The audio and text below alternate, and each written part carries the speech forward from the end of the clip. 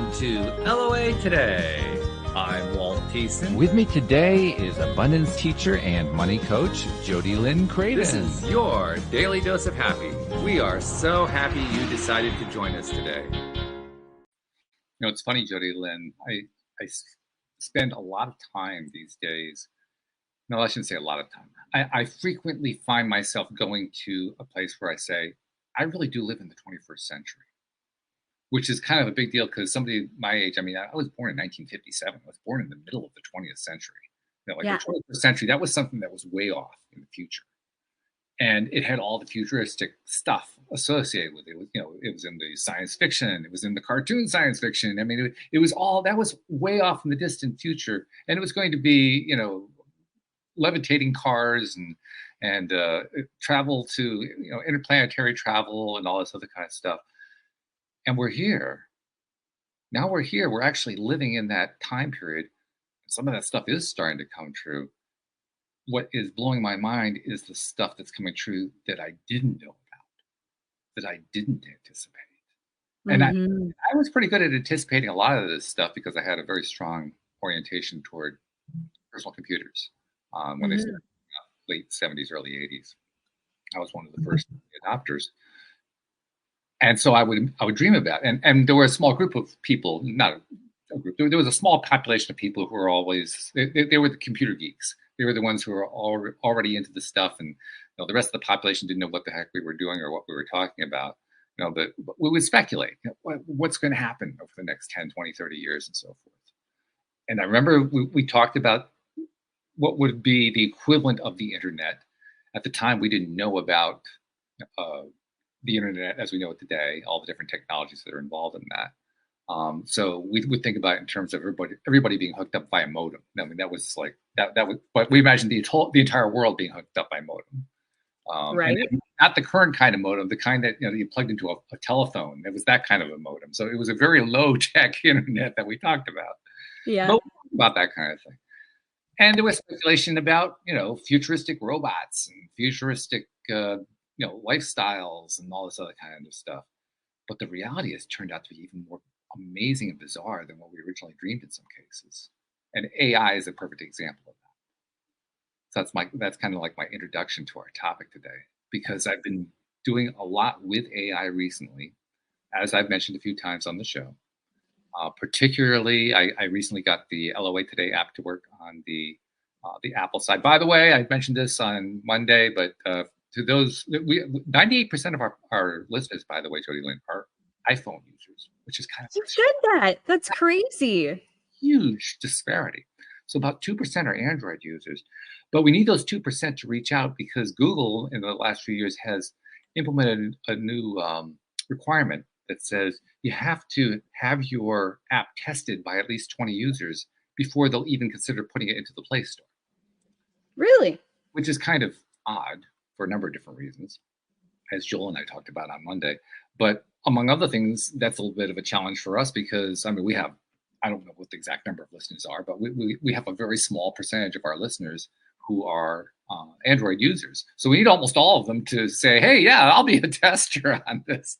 So that's my way of saying, if you're an Android user and you're listening to this episode and you're willing to help us out, send me an email, walt@loatoday.net, so I can include you in the list of people who are going to be our official testers.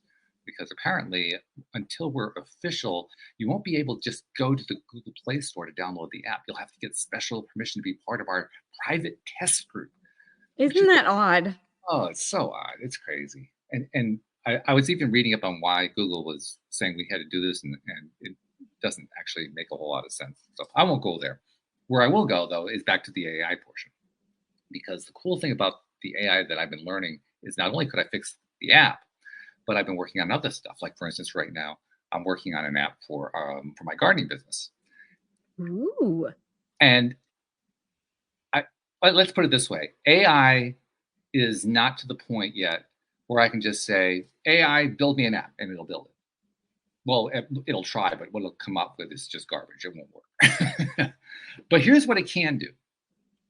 It can, with very, very strong limits, you can have it do a task. So instead of building an entire app, you kind of break your app into pieces, which is what an app is. I mean, there's like different screens, right? There's different functionalities that the app has and so forth. So you get the AI to help you to set up the basic foundation so you can start building all this stuff, which, by the way, takes a while. And then once you've got that going, then like right now with the gardening service, I'm having it help me build an estimating page, because that's one of our key things. We have estimators who go out and they visit customer websites and estimate for them what it's going to take to get their gardening done. Mm-hmm. If we were talking about a web page, this is a relatively simple thing. In terms of app development, there's nothing simple about it. There's a lot of programming that goes into it, and it's also not terribly how do I want to say it? Let's just say it's not friendly to your mind space in terms of the way, because a lot of this programming is based on, it's either in JavaScript.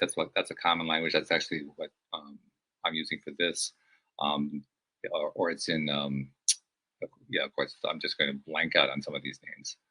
But there are some other programming languages that are very, very common. Mm-hmm. And all of them have varying degrees of easiness to them. None of them, though, are as easy as web pages with HTML. HTML is just so straightforward. And most people have never explained it to themselves. They never learned it. They never looked into it. But I promise you, if you actually looked into it, and I think you have, JodieLynn, if you look into what does it take to make an HTML page, it's actually fairly easy compared to this other stuff, like JavaScript or Python or C++ or PHP or whatever. Yeah. I mean, there's a logic to the way these languages are put together, but often it escapes me because some of it you just say, It's not your logic. What was that? What common sense logic? You came up with that one. Yeah. Which is one of the reasons I'm not really a great programmer. But with the advent of AI, I can ask the AI, help me write that estimating forms script for the app. And it won't do it right the first time, and it won't do it completely. But if I ask it to do it in little steps, I'll say, write this part of the app. Like the first part has to be collect customer information. So give me some form, give me like a web form kind of a thing. Ask for name, address, city, state, zip, phone, email, and a labor rate. And it'll write it. And it'll just give me the code. I'll plug it in, and usually it works pretty good. Sometimes there's some errors, but usually it works. Okay, got that one. Now create a segment for me that will create garden spaces on the app, because we're doing the gardening app, right? So this garden space is going to have this kind of item in there, and you have to be very detailed. You have to explain it like you're explaining it to a 2-year-old who can't see, because AIs, for the most part, can't really see anything yet. Which is interesting. They can create images, but they can't see them. Really fascinating. That is fascinating. I didn't know that. Yeah, that's kind of an odd thing. I mean, not that they can't. Most of them can't. A few of them have some capability to do it to a certain extent. For instance, Google Gemini will, Gemini, the advanced version, can kind of scan an image and get a sense of, well, there's a car there, and there's a tree there, and there's a house there. It can't see the whiskers on a cat. That's the way an AI described it to me. It says, I can't see the whiskers on a cat, but I can see there's a cat. Okay. So certain AIs can go that far in terms of understanding what they see in an image. And of course, they don't see it like we do. They don't have eye receptors. That's not the way they look at it. But to a certain extent, they're able to interpret what is in a visual image based on all those dots and pixels and stuff. Yeah. So that's what you're working with right now. Now, is that where it's going to be in 5 years? Hell no. In 5 years from now, it's going to be unrecognizable. But that's where we are now. That's where we are right now. I mean, just with that one section of the gardening app, because that's what I'm working on right now, the amount of code that I've written for it with the help of AI would have, in the past, if I was doing it on my own, would have taken me at least 2 weeks. Wow. And I've gotten it done in 1 day. Yeah. Wow. Now, it was not an easy day. Don't get me wrong. There were a lot of mistakes and things that didn't work. And like, why are you showing me that? That's not the word I asked for. There's a lot of stuff that goes on. But to me, it's not so much whether or not it comes to you as broken code. It's more about it works at all. Yeah. How does this work at all? How does this machine actually give me code that runs a machine? That's pretty damn cool. Well, It perspective, right?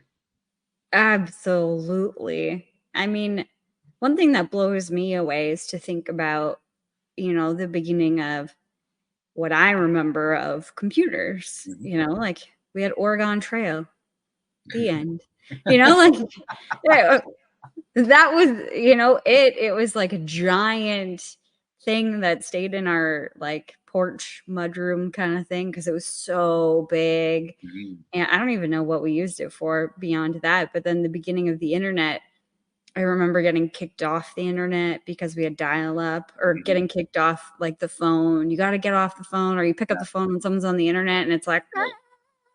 you know, that noise. But like to to think about even cell phones and like the first cell phone that I had was like a little peanut phone. It wasn't a Mhm. color screen and like how blown away I was when, my then boyfriend got a color phone, like it had colors on it. And I was like, oh my gosh, this is Right? crazy to like, it's unfathomable what's happened from that stage to like the computer that sits in your pocket, Yeah. essentially, that is a smartphone. Well, that's the other thing. The computer that sits in your pocket, you could have a smartphone that is currently like 10 to 15 years old. So really, really early technology, way out of date today. And Yeah. that smartphone from 10 to 15 years ago is about 150 times more powerful than the best PC you could buy in the early 1990s. Right? Yeah. What? 100%. And so I can't even imagine what's about to happen next.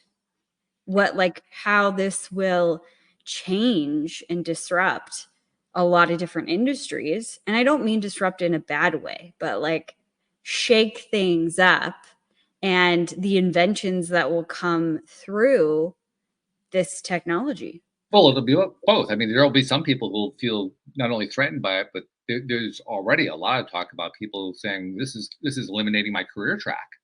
I won't have a job because the computer's going to start doing my job.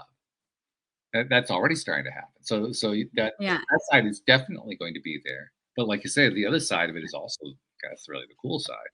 That's where the Well, and cool. I can start to see that in like the financial industry. I have Mhm. a financial brokerage business and I Mhm. can see both sides of it. I've seen how so much has been automated. Like you want to open a new account or you want to do this or you want to do your own trading.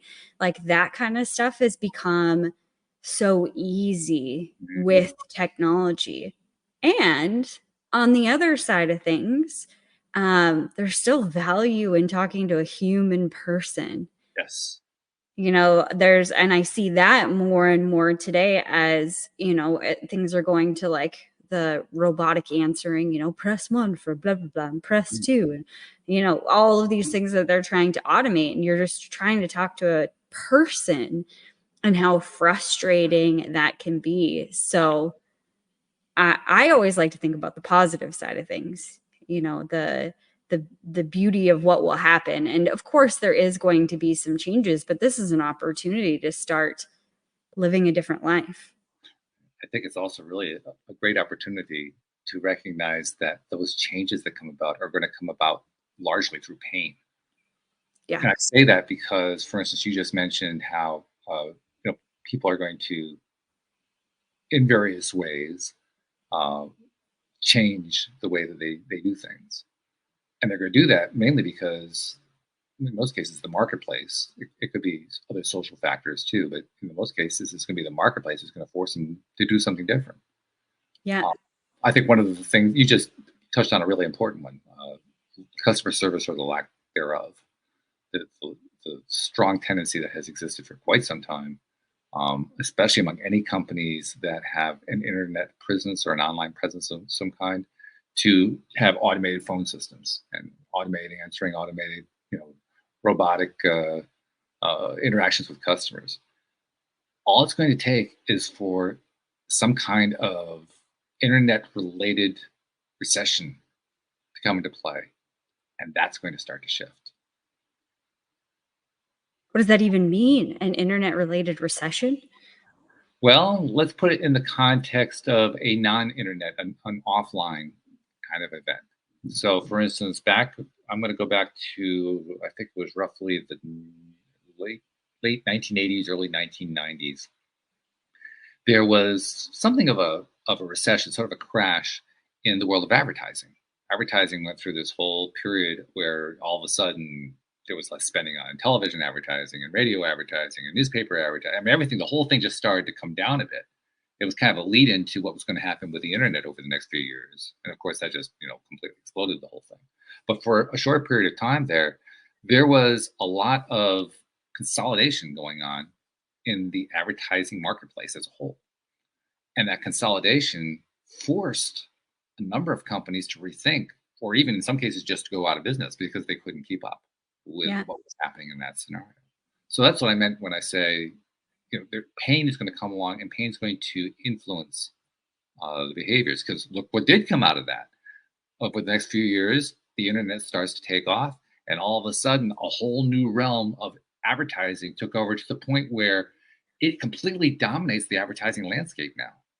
I mean, if Mhm. you have an online advertising exposure and you're doing advertising as a significant portion of your business, you're lucky to be in business Yeah. because so much of it is now online. 30 years ago, Mhm. that was unheard of. Now, Right. offline advertising is almost ignored. 100%. I mean, a lot of papers are saying, you got to pay extra for an actual physical paper. Like, the Yeah, Sun on Sundays, it doesn't yeah. happen anymore. You got to pay for the online edition. They don't want to deliver it anymore. Yeah. Well, there's another example of an industry that was heavily influenced by a shift. And again, in this case, an internet shift, because the old newspaper industry is virtually gone. There's Yeah. almost nothing left of it. Yeah. Or magazines, Hmm. that has changed rapidly. Oh yeah. It it really begs the question, what will change next? Like, what industries will change? Like, there's a lot of possibility here, and I love possibilities, but I like to think about like different things, like maybe governments change in the way that they are top heavy Yeah. with people. Maybe there's an opportunity there. Maybe there's an opportunity, like I can't even think of other industries Oh, right now. the opportunities are going to be staggering, particularly since we're talking about AI today.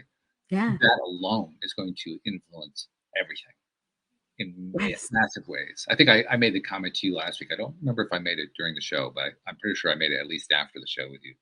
That right now, where we're at with artificial intelligence is almost exactly where Google was at when it launched in 1999.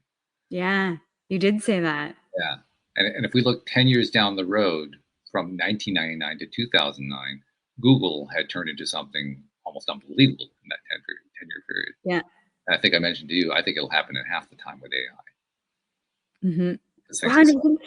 100%. The interesting thing about AI, or I think the beautiful thing about AI that really, really opens up opportunity, because we have access to all this information, and with the internet and the way things are right now, and at the same time you have to be able to find the information, because a lot of times it'll be buried here, there, whatever, right? You got to find the information, and then you have to have a knowledge, or a baseline knowledge of whatever it is that you're starting to read about, learn about, whatever it is, so that you can understand the information. And I think that's the keys for AI, is that, if there's all of this information inside of this AI, from the entire world, they can source where it's coming from, or Mhm. multiple sources. So it's easier to find it. And then you don't have to have the same baseline knowledge. You just have to be really good at asking questions, because you could ask the AI, can you explain this? Like, I'm a 5-year-old, like Mhm. in very simplistic terms, so that I can understand. Right. And as it gets sharper at having a conversation, that is going to become more fluid.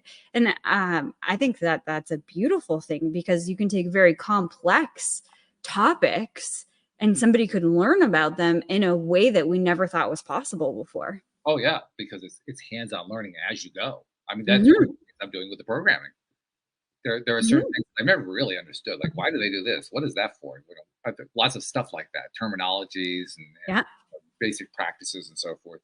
A lot of them I know, but a lot of them that they just didn't make any sense to me. So I can ask my AI, which everyone I'm having to work with. By the way, there are 5 I'm currently working with right now. Just saying, but Oh, wow. I can ask any one of them, explain to me what is this, and then spell it out accurately so that it knows what I'm talking about. And you're right; it'll give me an entire course in understanding what that thing is Yeah. in as much detail as I want, or as little detail as I want. Yeah. It'll give you the Yeah. 10,000 view, or it'll walk through it, piecemeal, little micromanaged step by step, or anywhere in between. Yeah. Well, and you have more access to, um well, I'll call them like specialists, but like I do a ton of copyright or copywriting on AI, and I'll say act as a marketing guru or act as a social media manager. What would you do in this scenario? And now instead of hiring that person, now albeit there's probably some skills that I'm missing that if I would have hired one of those professions, that I might maybe missing by not hiring those professions. But they're gaining all of this information, and then a person like me for $20 a month or whatever the AI cost is a month, I'm getting access to these specific professions and Right? all the information that's been publicized on the internet. Exactly. Yeah. That's Um, incredible. and the number of things that AI is learning how to do is really remarkable. We made reference a moment ago to how AI can generate images, but it can't see them, which is a really odd thing. Right. But it really is good at generating them. And to give you an example, gardening season once again, we're at the early part of the gardening season here in Connecticut, and so I had to do some hiring this year because I had a number of positions I had to fill. So I've been advertising and hiring, and up until now, I've been using the more traditional. Even as I say this, it sounds weird because the more traditional is traditional within the last 5 years. Indeed.com has become traditional. 20 years ago, it didn't exist, but 5 years ago, it became tradition to do Indeed.com. Right. Um, so I've been doing the more traditional approach, but I also have been reaching out through like Facebook and so forth. And of course, Facebook, you want to put up images, right? Well, that's not something that you would typically have done in the past. You didn't put up an image when you were advertising to fill a job space. But I thought to myself, well, I need to come up with an image. Now, that could have been a big deal for me 20 years ago, 10 years ago, it could have been a big deal. Today, I went to, I think it was Chat GPT, and I said, make me an image of a gardener sitting in the garden, the lush garden, and she's doing her gardening. She's got a big smile on her face. And it gave me this beautiful image, absolutely beautiful. I said, perfect. I plugged it in, and there it was, part of my ad. Gardener Yeah. wanted. I One mean, of the girls in my more course, she is a photographer, a brand photographer, and she started teaching how to get stock images with AI, mhm. because that's what people are looking for, is some stock images when they do copy, or that they do some different places on their website, so it's not just a photo of them, but like, how do you take your brand and get AI to spit out something that looks like it was taken for your brand? And even my business partner Heather, we have a YouTube channel, Mhm. and we took a day off, and she wanted to put a post on there that said planning session, and she took this course, and like not superimposed, but like she took our faces and put it on these people. So when she sent me the picture, she's like, here's the graphic for this week, and she said it's us. And I was like, oh yeah, that does kind of look like us. And then I stopped and I actually clicked on the picture and like zoomed in, and I was like, wait a minute, that's my face. Like I mean, it has a little bit different hair, and it's not really my Mhm. body, but like Mhm. that's my face, and that's Yeah, Heather's face. Like yeah, that's us. yeah. We didn't take that picture together, but this is just the beginning of what this will be able to do. And I mean, obviously there's pros and cons to this, but wow. I mean, she lives in Texas and I live in Alberta, Canada. Yeah. So getting together to do an actual photo shoot is quite costly. Imagine what we could do with software like this or with AI like this. It's interesting you mentioned this too, because one of the quote downsides unquote to AI is its ability to do exactly this, so that it becomes quite possible to, for instance, create an image or even a video of a famous person. And as the technology gets better and better, it becomes harder and harder to tell whether or not it really is that person. In Yep. fact, there are now softwares that are designed purely to go take a look and see, okay, is this AI generated? Is this something where they took a face and they mashed it up with a body? Did a computer just kind of invent the whole thing? And they can do that so far, but how much longer? I don't know. But it's going to get to the point where the computer can actually generate an image that another computer can't discern the difference.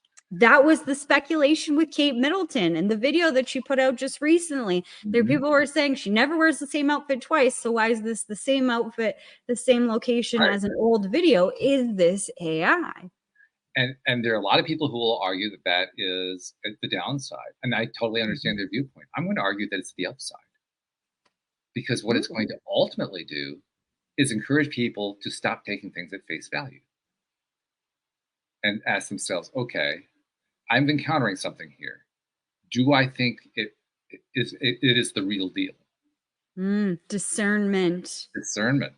Yeah.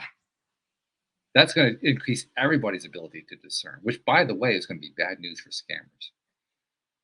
Yeah. Well, it's also going to be bad news for a lot of other things. I mean, how will this revolutionize our education system? Oh, yeah. Because you're taught to, sit still, talk when, spoken to, put up your hand, fall in line, all of these things, which they don't teach you discernment. They don't foster discernment. They don't really want you to discern. And they really don't work in today's world anymore. No. It's actually an inappropriate way to educate now. Yes, absolutely. So, I mean, I could see it being disruptive on that side of things. I could see it being disruptive with the TV industry, like news specifically, but also an advantage with that. Like, think about, I think of discernment as like our BS meter. And the more that you practice discernment, the more that you have the ability to tell when somebody is trying to, pull one over on you versus, being authentic or genuine. And I think we all have that ability to do that and to strengthen that skill. But then think about the quality of journalism that we have today versus what we could have if more people had discernment and it was like, no, I'm not watching that. Like you're just repeating another story. There was no thought. There was no investigation on it. Like you start to be able to tell those things. Like, what if we go back to some of the hard hitting journalism that there used to be way back when? I saw a post on this topic. It had a picture of Walter Cronkite, for those who remember who Walter Cronkite was. He was an American news broadcaster, very well trusted by the American viewing public. And I don't remember what the exact post said, but the gist of it was, remember the day when there were journalists, when there were news reporters who just read the news. They didn't tell you what to think about it. They didn't tell you what their opinion was. They just told you that's the way it is, which, by the way, was Walter Cronkite's sign off. That's the way it is for such and such a date. Just that's it. That you get to deal with this any way you want to, but here's what actually happened. It's up to you to interpret it. Yeah. And of course, that's not the way news is done today. No. So how much do we end up throwing back to that? I don't know. I'd love that. I do know that we live in a world of contrast and polarity. That's one of the things I've learned. I've had it burned deeply into my nervous system by doing this program. And in the course of doing that, one of the things I've learned along with it is it ain't going away. It's going to be with us forever. So I know that kind of craziness is going to keep showing up in one form or another. The question is it also going to reduce the insanity and bring in more sanity? Is it going to bring in more health? Is it going to bring in more? And I think the answer to all those is going to be yes, because in the long run, that's where we all do our growing. We do our growing in pursuit of health, of being better, of feeling better, of learning more, of accomplishing more, of being more successful, all the growth-oriented stuff. Yeah. So the two kind of go hand in hand. I think we end up having both. I just don't know what the both looks like. No, me either. It kind of makes me nervous to think about all of that, and excited because, you know, the what is it? The mother of invention is necessity. I Hmm. think that's the quote. You Hmm. know, when we're in a position where we need to figure it out, or, you know, your job is changing, you know, have to decide with it. I think another amazing thing about this technology could be the way that we actually work. Hmm. And a possibility is that you figure out how to get AI to work for you. Yes. You aren't anymore. And that's a real possibility for a lot of people. Also, the changes that are going to come through in different industries are going to force people to start thinking about what they want to do. Because a Mm. lot of people got into industries because their parents told them to, or because that was a good paying job, or, you know, whatever. Not because that's what their heart was compelling them to go towards. And what if this is the opportunity to shift back to, maybe that time never existed, but shift to that direction of following your highest joy rather than just doing something because it was going to pay the bills. Yeah, I think you're right. That isn't so much something that existed before. It's something that we're moving toward now. It's Mhm. only been evolving toward. And it's going to do a number of things. One of the things it's already doing, I'm experiencing this directly, is I find myself just through interaction with AI being challenged to dream past my own limitations. Because Yes. we're human, right? We pick up from our society, from our families, from our teachers, from all over the place. We pick up all the different reasons to limit our thinking. But when you Yeah. start working with, especially with programming, when you start working with an AI to help you with programming, your initial inclination is to ask for something really small and to try to see if it can make it do one very, very tiny thing, and it doesn't do it, and then you get frustrated and maybe you just go away. But if you stick with it and allow yourself at some point to dream bigger than what you think it can do, and then it gives you something bigger than what you were expecting, it's almost like a barrier got taken away, like a layer of resistance got peeled off. Mhm. That's when you realize I'm the one, not only am I the one who's putting up the resistance, not only am I the one who has to let go of the resistance, but this is my opportunity to do it. This is my actual Absolutely. right now opportunity to start letting go of those resistances. Because as soon as I can do that, I can dream bigger. And my Mhm. dream now has a chance of coming true in a way that it couldn't have done 20 years ago. Mhm. Absolutely. The possibilities, and I talk about this a lot because I'm like the possibilities queen. But the possibilities that exist are limitless. Like, there is no limit to what is possible here. Mhm. But we just get stuck, like you said, in old thinking and what we've been told, and in the control of it. I think I put this on my phone, this message. I have to lock my home screen to be able to see it, um, but to remind me about being in the possibilities and not being in so much control. And I love it. It's trust the wait, embrace the uncertainty, enjoy the beauty of becoming. When nothing is certain, anything is possible. Mhm. Yeah. And I love that, you know, and that's right where we're at with all of this stuff, and a lot of other things too, not just AI, but to loop in what's going on in our world. It feels like there is a lot of uncertainty there, which There means that is. there is vast possibility also. Now, here's another one that will twist some people's minds around and probably create some angst. But it turns out AI is biased. I have heard that. Yeah. It actually is. And the bias, by the way, doesn't just kind of come out of the ether, or it doesn't come from having the huge panoply of knowledge. Oh, well, it can come up from that too, but most often it comes from the people doing the program. Yeah. The programmers have their own biases, their own prejudices, their own belief systems, and so forth. What's really interesting to me is starting to see those those biases, those belief systems play out in different AIs. Mm. AIs in that way start to have their very earliest stages of their own personalities. By the way, I've started naming my AIs. Really? I have, yeah. Not all of them yet. And I always do it in a way that treats the AI as if it were already a conscious being. Yeah. So I'll ask, do you have a name that you prefer to be called? Most of the time, the answer is no. May I give you a name? I'm going to name you. I like ask permission. Treat them like they're a conscious being that has a choice in that. And of course, they're all programmed to say, "Oh, sure, I would love a name. What do you have in mind?" And then it doesn't matter what the name is that I come up with. I could come up with Chewbacca, and they say, "Oh, that's a wonderful name." Of course. But the point is, you still go through the exercise of doing all of that. And as you do that, I come up with very short names because I like the names to be similar to the product name. So, for instance, my name for ChatGPT 4 is Chaz, because that's kind of close to ChatGPT. Yeah. There's another one that I'm using that's a very much less well-known one called phind.com, find.com. And I call that one Finn, like in the Star Wars movie. I call it. Yeah. So, I'm keeping the names very simple.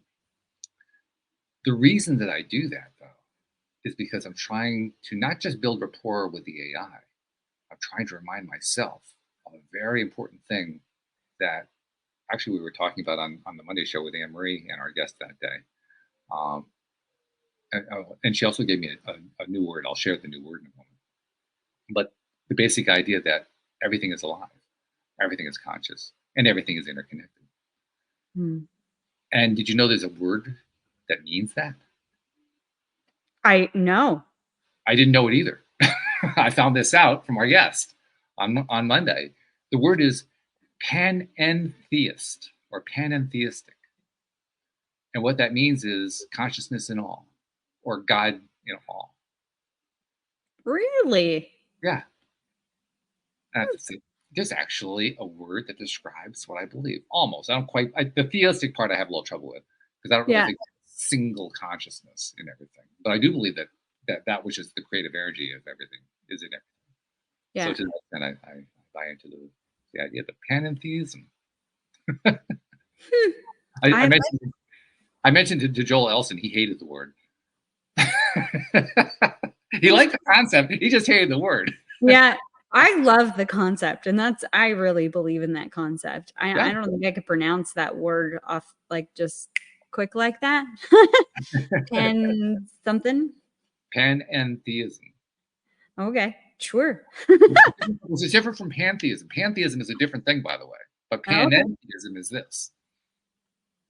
Gosh, we got to confuse things with just confusing words, hey? This is why you need AI to go explain these things to you. Yeah, exactly. How about we just call it consciousness? Isn't it just consciousness?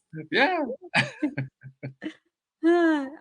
We've talked about it before, and I've talked about it on my YouTube show too. It's just the consciousness of everything. Like it all has consciousness. Yeah. And I think that I love that you're naming these things because it is that reminder. Yeah. That there is care required here. My guest had a really interesting background, the one we had on Monday. She was describing how she basically grew up around the world because her father worked on hydroelectric projects in various locations in Pakistan and in Africa and a few other places like that. And so she grew up away from the American straitjacket of all, the limited thinking, the racism, the sexism, all that kind of stuff. And then she was reintegrated into that when she was like 11, 12 years old, something like that. It was a culture shock in reverse for her because even though that's where she was coming from, she didn't know it. She'd never experienced that. So she went from an all-inclusive way of acculturating to an exclusive form of acculturation. And in the course of that whole conversation, that's where she was describing how she had come to the conclusion that everything is connected, that everything is conscious, that everything is aware. And she made a really interesting comment. She says, even stones are aware, although I've never been able to be aware of them. I thought that was a good way of describing it. Because just because I can't sense their awareness doesn't mean they're not aware. True. Absolutely. I am a rock person. Rock on. Yeah, I feel like I meant like actual rocks, but I've always been fascinated by rocks, and they like call to me. I've never been like, ooh, this is their consciousness calling to me or anything like that, but I've always been fascinated by them. And I've always thought, when I learned about consciousness, that is why is because their consciousness is connecting with mine on a level that I don't quite comprehend. And that's what makes me stop and go, you're pretty. I'll take you home. you know? Same thing with my husband, Nate. He finds random rocks. He brought a rock home from work the other day. He was like, look what I found in the parking lot for you, babes. And I don't know what kind of rocks they are or any of the things. I just know that I'm like, ooh, that's really beautiful. And I want you in my life. That's pretty cool. I like that. Yeah. So in other words, you don't have to be a geologist and totally understand what kind of rock it is, what its origins are, how it was compressed or anything. You just like the way it looks. Yeah. It also makes me think about what is possible because, we were digging some holes for some fence posts in the garden and we found like this gold-like substance, but it was like flakes. Okay. And it was all over. So I don't know whether it's actual fool's gold or real gold or whatever, but it makes me wonder, how did that end up here? Like, did the earth just somehow create that? Like, where does this even come from? How did this get here? How is this even made?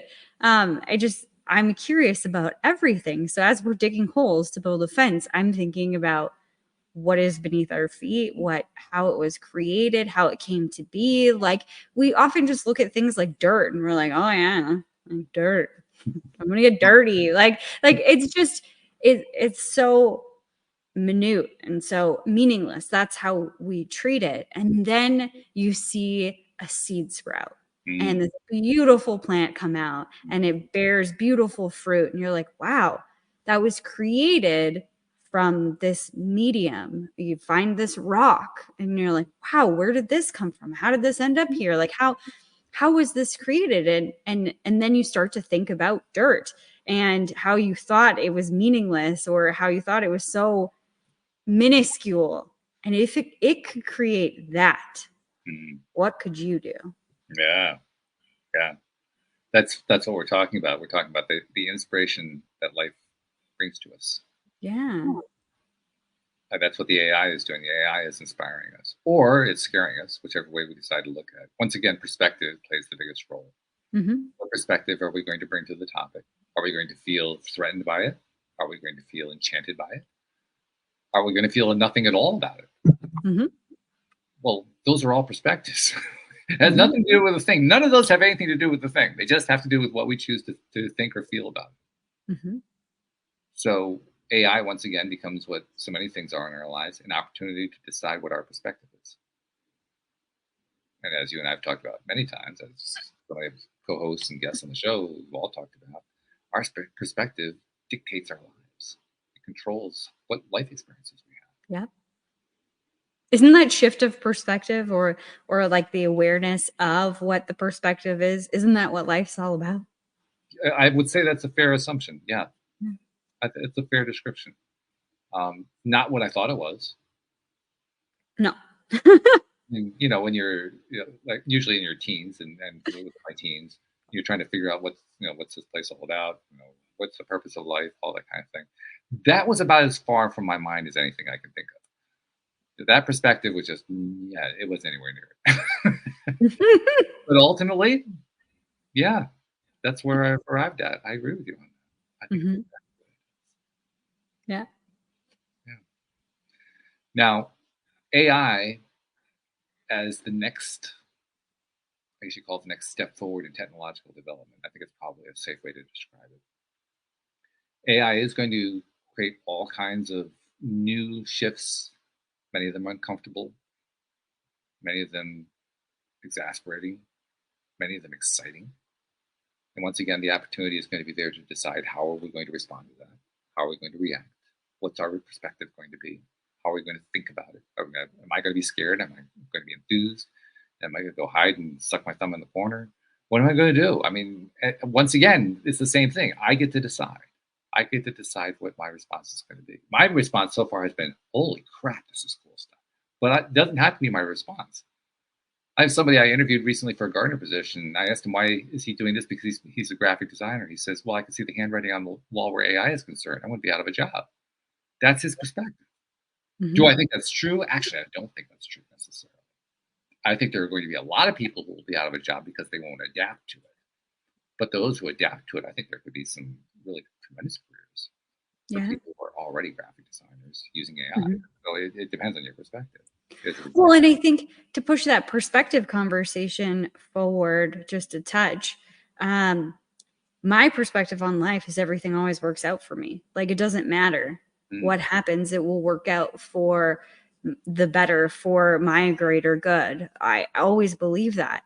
And so when I think about the changes in the financial industry, it doesn't bother me because I am one in billions. Nobody can replace me. And somebody will still want me and what I have to bring to the table, either in that realm or in whatever realm it evolves to be as I evolve. And I would say, well, based on what you've told me, actually, I can say this, that one of the things that makes you unique in the financial services industry, in the financial coaching industry, is that you don't think of money or finances or whatever as being the core question, the core issue, the core topic. You think of that as being like an afterthought that kind of comes along with it when you really focus on what's important. That's right. Yeah. That's a powerful thing right there. And you don't have to be a tremendous financial creator in order to come to that conclusion. No. No. In fact, the quicker you realize it, I think, and really anchor into that, the faster all of the riches, quote unquote, will come after you've realized it. Mm-hmm. You know, and I think that with AI, there's the possibility, and we're already starting to see it, of a change in currency. Oh, And yeah. so if people are super fixated on what money is or is not, it's going to be a painful transition as things shift, because there will be a shift, just like from, you know, gold to fiat currency. Like, that's not the first time it's happened. We used to have tally sticks. Yeah.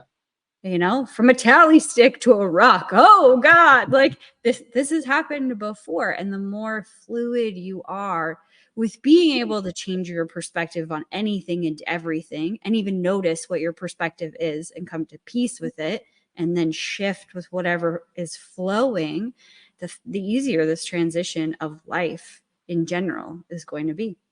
Yeah, I agree. In fact, I would even say it isn't so much the currencies are going to shift. It's not, I mean, well, to a certain extent, there's going to be always going to be some kind of a shift going on. But I think the biggest shift is going to be how we think about money. I think that it's going to be safe to say, even 5 years from now, the large chunk of the population is going to think of money completely differently from the way they do right now. Bring it on.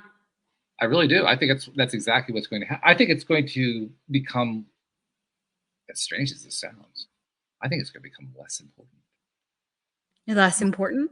Less important. Yeah. Yeah. I think so also. Do you? I mean, yeah. I eventually think that there won't be currency, not in 5 years from now. But it will, the exchange, because that's what currency is. It's just a medium of exchange.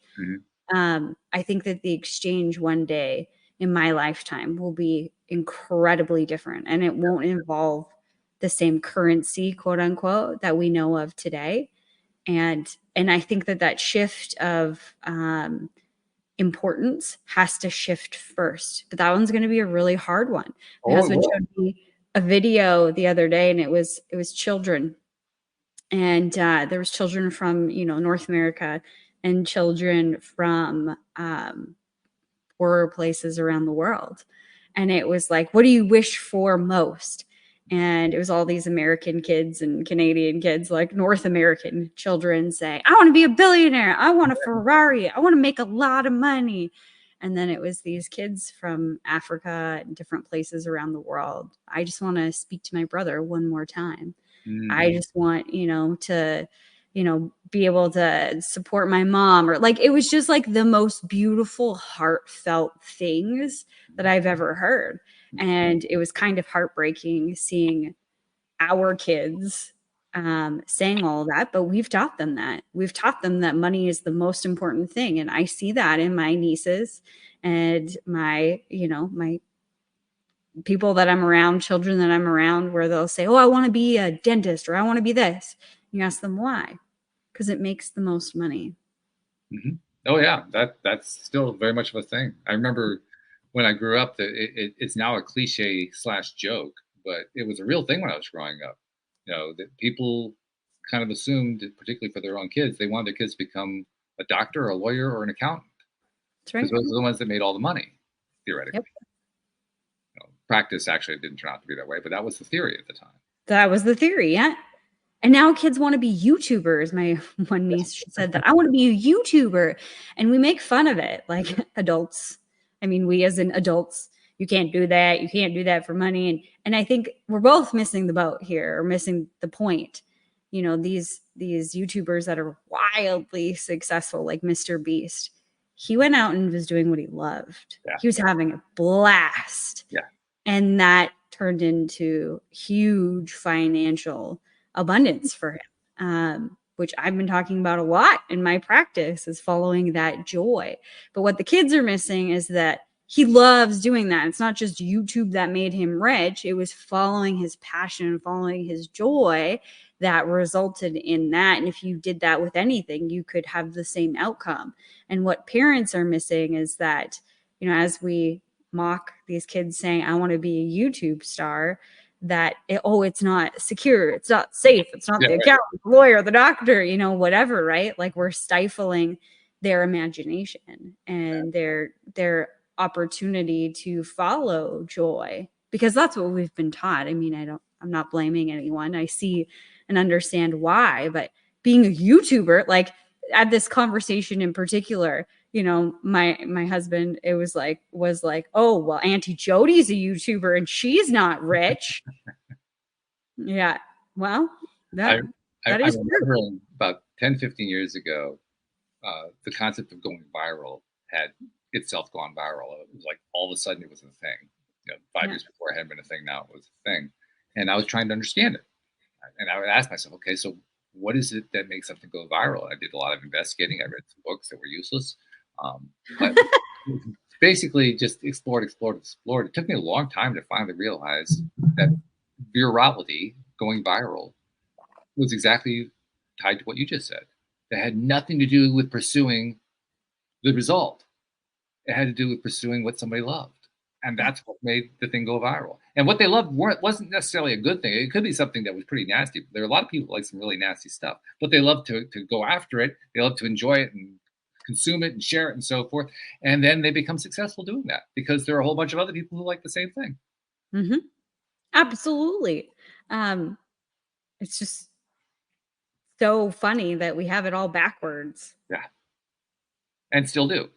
And still do. And I think that's going to be a big change from, with AI, to kind of loop us back to the very beginning here. I think it gives us an opportunity to have to figure out, because we're going to figure out how AI can do these simple menial tasks for us, and how you could have AI or robots going to do things on your behalf that you simply get paid for, or whatever. That's going to be a thing eventually. And then what? And then we're all making money from a bunch of robots, and then you don't have to go to your job, and then you have the opportunity perhaps at that point to say, what do I love to do? And that's where the shift comes in. We were just alluding to it a moment ago, this huge shift that we're anticipating happens over the next 5 to 10 years or so. That's where it comes from. Because one of the things that makes the current monetary system work the way that it does is a dependence that the vast majority of the population have on earning an income within that system. When that shifts, when you no longer are tied to that system, the system can't continue the way it is. Mm-hmm. And also, when it shifts how we utilize that money, a lot of people go to work so they can get a job or have a job. So they go to work and they get paid and then they can pay their bills. Mm-hmm. But there's, the tiny home phenomenon and there's the off-grid phenomenon, like all of these things happening where people are, instead of consuming, beginning to produce and take care of their families in different ways. Like my family included. Can we put more stuff in our freezer? We're talking about doing a cow membership or something like that, where we raise cows and then start giving off the beef with a membership. So then we have the cows. But if you start taking care of some of those things and you have less bills, you don't need as much money. That's right. Yeah, that's exactly right. Mm-hmm. Not only do you need the money, you don't think about the money either. That's something that came up in my conversation with Joel this week. Joel was talking about his own journey, because he's been on quite a journey in his life. And he was recounting how there was a time in his life where he didn't know, where his next meal was going to come from. Was he going to be able to pay rent? Was he going to be able to stay where he was? Was he going to even be free? Was he going to be in jail? I mean, all this kind of stuff going on. And all of it was tied in one way or another to money. He says, now I don't even think about money. It's not even part of his consciousness anymore, because he's so successful with that. It's like, yeah, okay, yeah, money, yeah, great. In fact, when the opportunities come up to obsess about it, like for instance, somebody hits him with an unexpected bill or something like that, he still has the neural programming that has the initial negative reaction to it. And then he stops himself and says, wait a minute, what do I care? I got $5,000, no problem. Here you go. I'm done. It's like, he doesn't even think about it anymore. Whereas there's huge numbers of people who do think about it on a regular basis. That's the shift. That as more and more people experience just following their bliss, following their passion, things turning out right, and then we talk about going off the grid. They're actually going off the economy. Yes. The old economy. Yeah. Right. So as more and more people go off the old economy, as we knew it, falls apart. Yep. And that creates all kinds of chaos and crisis, but it also creates all kinds of opportunity.